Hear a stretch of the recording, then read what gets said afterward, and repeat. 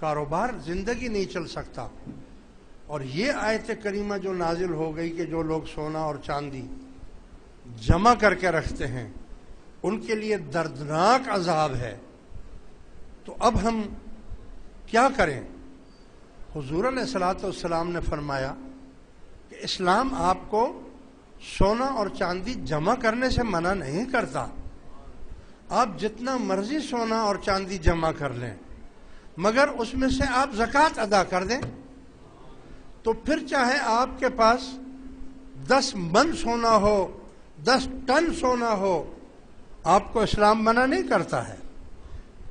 اس لیے زکوٰۃ اسی لیے تو رکھی گئی ہے کہ جب آپ زکوٰۃ دے دیتے ہیں تو باقی سونا چاندی مال کپڑے دولت برتن ہر چیز آپ کی وہ پاک ہو جاتی ہے۔